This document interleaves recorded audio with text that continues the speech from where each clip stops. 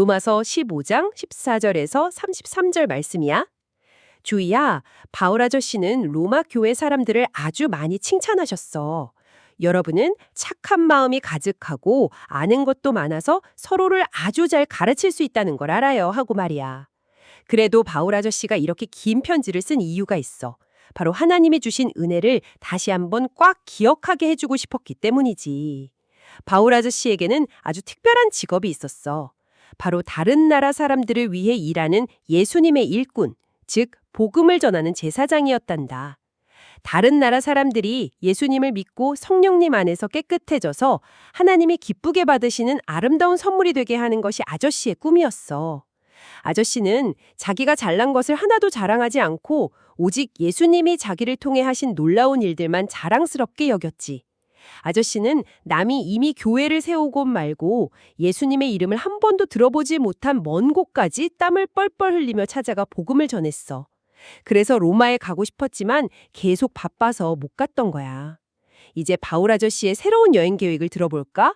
아저씨는 스페인, 서바나라는 아주 먼 나라로 복음을 전하러 가기 전에 드디어 로마에 들러서 친구들과 기쁨을 나누고 싶어 하셔. 막내, 그 전에 꼭 해야 할 일이 하나 생겼어. 마게도냐와 아가야에 사는 다른 나라 성도들이 예루살렘에 사는 가난한 유대인 성도들을 돕기 위해 헌금을 모았거든. 다른 나라 사람들이 유대인에게 복음이라는 영적인 복을 받았으니 돈이나 음식 같은 물질적인 것으로 돕는 건 당연하고 기쁜 일이라고 생각한 거야. 바울 아저씨는 이 소중한 헌금을 예루살렘에 안전하게 전해주러 간단다. 그리고 아저씨는 로마 성도들에게 간절히 부탁했어. 내가 예루살렘에서 나쁜 사람들에게 다치지 않고 이 헌금을 잘 전해줄 수 있도록 나와 마음을 모아 하나님께 꾹꾹 기도해주세요 하고 말이야. 가장 위대한 사도였던 바울 아저씨도 친구들의 기도가 꼭 필요했던 거란다. 아, 방금 들으신 이야기 진짜 흥미롭지 않나요? 네, 진짜 그래요. 근데 잠깐만요. 여기서 멈춰서 하나씩 진짜 깊게 파고들어 봐야 할 것 같아요. 방금 바울 아저씨가 자기 직업을 제사장이라고 했잖아요. 네, 맞아요. 제사장이죠. 그리고 그 목적이 다른 나라 사람들을 제물로 바치는 거라고요. 이거 지금 저한테만 무섭게 들리는 거 아니죠? 하하, 충분히 그렇게 오해하실 수 있어요. 네, 성경에서 사람을 제물로 바친다니 이거 좀 다급하게 해명이 필요할 것 같은데요. 그 다뇨가 주는 첫인상이 사실 꽤 강렬하죠.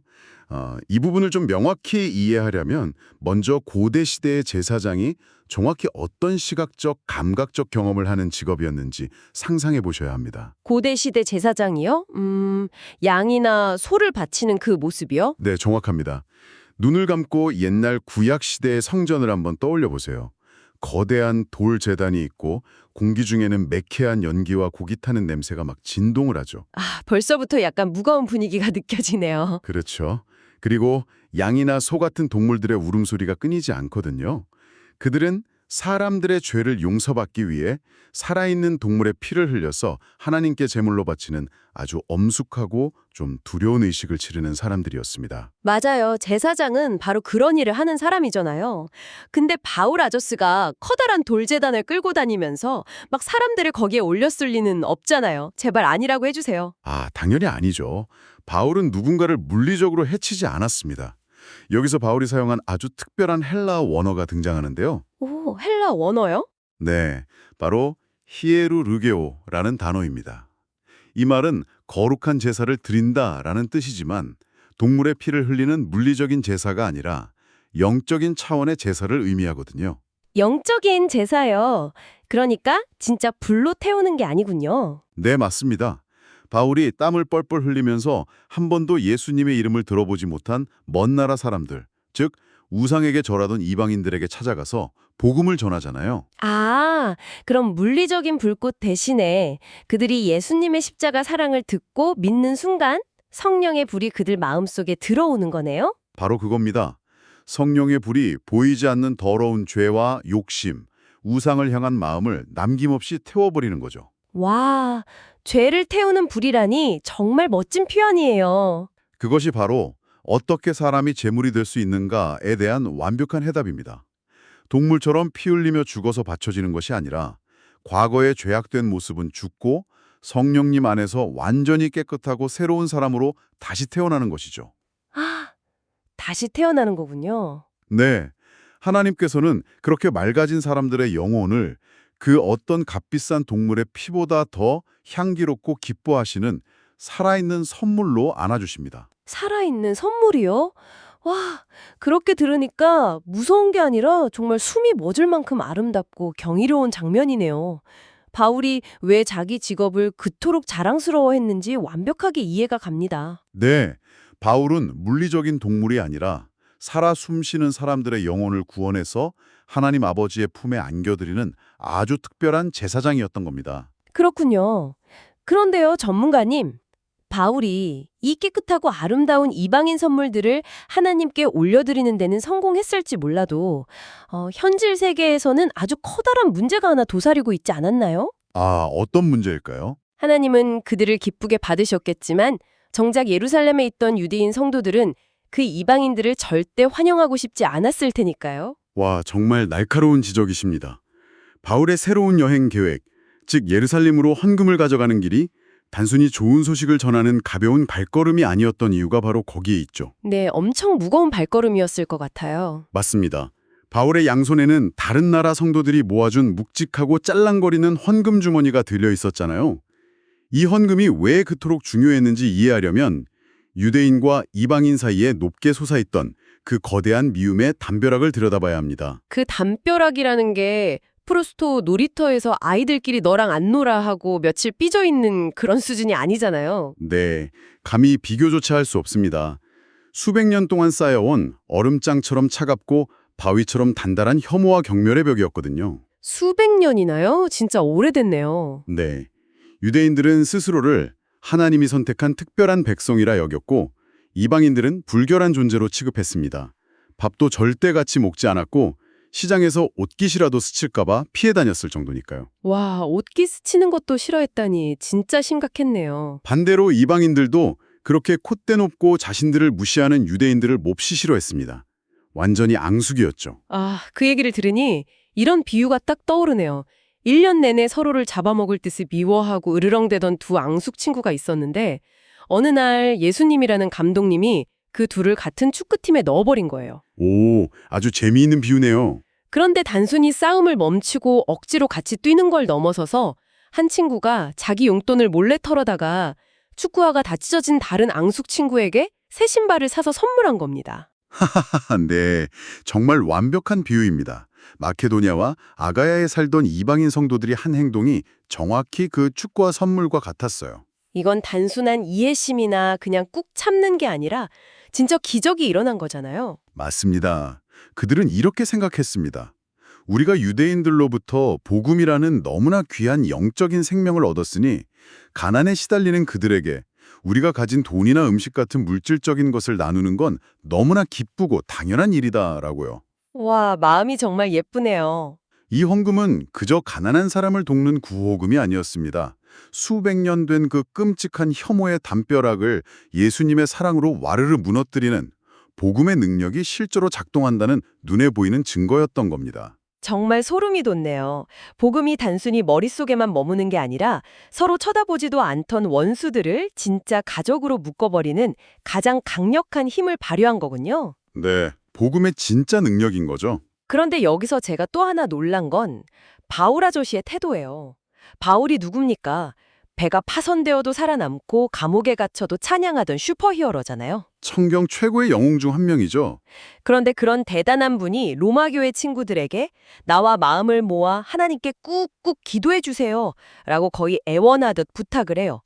예루살렘 가는 길에 나쁜 사람들을 만날까 봐 무섭기도 했겠지만 혹시라도 유대인들이 그 이방인들의 돈을 안 받을까 봐 걱정했던 걸까요? 아, 정확히 짚으셨습니다. 바울은 인간의 깊은 교만을 너무나 잘 알고 있었거든요. 유대인들의 자존심 말이죠. 네, 유대인들의 오랜 자존심을 생각하면 우리가 아무리 굶어 죽어도 저 불결한 이방인들의 돈은 받지 않겠다라고 단호하게 거절할 가능성이 농후했습니다. 와, 굶어 죽어도 안 받겠다니 진짜 무서운 자존심이네요. 그래서 바울은 아무리 자신이 위대한 사도라 할지라도 사람의 굳고 차가운 마음을 녹이는 것은 오직 하나님의 능력뿐이라는 걸 철저히 깨닫고 있었던 겁니다. 아, 그래서 로마 성도들에게 기도를 부탁한 거군요. 네, 자신의 연약함을 솔직하게 인정하고 멀리 떨어져 있는 로마 성도들에게 기도를 부탁한 거죠. 아무리 대단한 어른이나 리더라 할지라도 예수님 안에서 연결된 우리는 서로의 기도가 절대적으로 필요한 연약한 존재들이라는 사실을 바울의 겸손함이 완벽하게 보여줍니다. 그러네요. 기도는 그냥 눈을 감고 소원을 비는 게 아니라 멀리서도 앙숙들의 얼어붙은 마음을 녹이고 하나 되게 만드는 가장 강력한 사랑의 무기인 거군요. 정말 아름다운 표현이네요. 자, 그럼 이제 이 엄청난 이야기들을 오늘을 사는 우리, 그러니까 우리 어린이 친구들과 브로민들의 삶으로 가져와 보겠습니다. 유대인과 이방인 이야기가 그저 수천 년 전의 연달 이야기로 끝나면 안 되잖아요. 당연합니다. 성경의 말씀은 오늘 이 순간 우리의 생각과 행동을 변화시켜야만 온전한 의미가 있으니까요. 사실 우리 내면에도 유대인과 이방인 사이의 장벽 못지않은 나만의 이기적인 벽이 분명 존재합니다. 맞아요. 솔직히 저부터 고백할게요. 가끔 진짜 맛있는 한정판 과자를 사면 가족들이 몰까봐 팬트리 맨 뒷줄에 꽁꽁 숨겨두고 저 혼자 몰래 꺼내 먹고 싶을 때가 있거든요. 하하, 누구나 공감할 만한 이야기네요. 우리 아이들도 흔히 겪잖아요. 새로 산 반짝이는 장난감을 동생이 만지려고 하면 안 돼, 내 거야 하고 등 뒤로 쏙 감추는 그런 좁고 이기적인 마음 다들 한 번쯤 경험해 보셨을 거예요. 네, 그건 인간의 아주 자연스러운 본성이죠. 하지만 오늘 바울과 초대교회 성도들의 이야기를 통해 우리는 어떻게 그 좁은 마음에서 벗어날 수 있는지 그 비밀을 배웠습니다. 오, 억지로 착한 사람이 되려고 꾹 참는 게 아닌가 보네요. 아닙니다. 마음이 변화되는 원리는 바로 기억에 있습니다. 예수님께서 나를 위해 자기 생명까지 아낌없이 내어주신 그 크고 놀라운 사랑을 먼저 꽉 기억하는 것입니다. 아, 내가 받은 사랑을 먼저 기억하는 거군요. 네, 내가 받은 그 엄청난 은혜를 깨닫는 순간 내 손에 꽉 쥐고 있던 과자나 장난감을 향한 집착이 스르르 풀리게 됩니다. 그때 비로소 우리는 나눌 수 있는 넉넉한 마음, 타인을 돌아볼 수 있는 여유를 가지게 되는 것이죠. 아, 복음이 우리 마음을 변화시키는 방법이 바로 그거였군요. 내가 받은 사랑을 기억할 때 비로소 남에게 기꺼이 줄 수 있다. 그렇다면 우리도 오늘 당장 바울 아저씨처럼 꼬마 제사장이 될 수 있겠네요. 물론입니다. 오늘 배운 대로 좁은 마음을 훌훌 버리고 아직 예수님을 모르는 친구들에게 씩씩하게 복음을 전하는 거죠. 친구들에게 예수님의 사랑을 전해주고요. 네. 그래서 그 친구들이 성령님 안에서 깨끗해져서 하나님이 가장 기뻐하시는 예쁜 선물이 되도록 돕는 일. 그게 바로 꼬마 제사장의 가장 멋진 임무입니다. 와, 꼬마 제사장. 이름만 들어도 가심이 뜁니다. 그리고 또 하나 있습니다. 바울을 위해 기도했던 로마 친구들처럼 도움이 필요하거나 아픈 친구를 위해 두 손 모아 간절히 기도하는 따뜻한 마음을 가지는 것도 꼬마 제사장의 역할이죠. 내 것을 아낌없이 나누어주는 넉넉한 마음, 그리고 잃어버린 영혼과 도움이 필요한 사람을 위해 두 손 모아 기도하는 사랑의 마음. 이것이 로마서 말씀이 오늘 우리에게 안겨준 가장 찬란한 보물입니다. 네, 정말 귀한 결론이네요. 자, 이제 대화를 마무리하며 여러분에게 한 가지 도발적인 질문을 던지고 싶습니다. 우리는 오늘 바울이 유대인과 이방인 사이에 거대하고 오랜 장벽을 무너뜨리기 위해 헌금을 들고 예루살렘으로 가는 위험한 여정을 함께 따라가 보았습니다. 네, 아주 긴 여정이었죠. 자, 여러분은 오늘 무엇을 결심했나요? 한번 스스로에게 조용히 물어보세요. 지금 여러분의 삶 속에 있는 예루살렘은 어디인가요? 도저히 친해질 수 없을 것 같고 여전히 미운 마음이 드는 그 한 사람. 내가 꼬마 제사장으로서 다가가야 할 그 친구는 누구입니까? 네, 꼭 한번 생각해 보셨으면 좋겠네요. 선물, 따뜻한 말이나 기도에 대해 꼭 생각해 보시길 바랍니다. 오늘 하루 세상에서 가장 훌륭한 꼬마 제사장이 되어보겠다는 결단을 마음에 굳게 새기셨다면 이제 이 탐구의 마지막을 온전히 하나님께 드리는 진심 어린 기도로 마무리하겠습니다.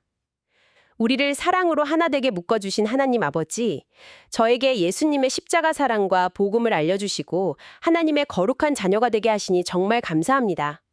바울 아저씨가 다른 나라 사람들을 하나님께 드리는 예쁜 선물로 만든 것처럼 우리 조이도 친구들에게 예수님을 전하는 멋진 꼬마 제사장으로 자라게 도와주세요. 어려운 친구들을 위해 기쁜 마음으로 헌금을 모았던 사람들처럼 조이에게도 내 것을 아끼지 않고 기꺼이 나누어주는 넉넉하고 따뜻한 마음을 허락해 주세요. 그리고 도움이 필요한 사람들을 위해 두 손을 꼭 모으고 기도할 줄 아는 사랑 넘치는 아이가 되게 해주세요. 평화를 주시는 예수님의 이름으로 기도합니다. 아멘. 우리 조이 오늘은 친구들을 돕고 사랑을 넉넉히 나누어주는 세상에서 제일 훌륭한 꼬마 제사장이 되어보는 하루를 보내렴. 이제 로마서의 마지막 장인 16장만 남았네. 할아버지가 성경 속에 나오는 아주 멋진 친구들 이름이 가득한 마지막 장 이야기도 들려줄까?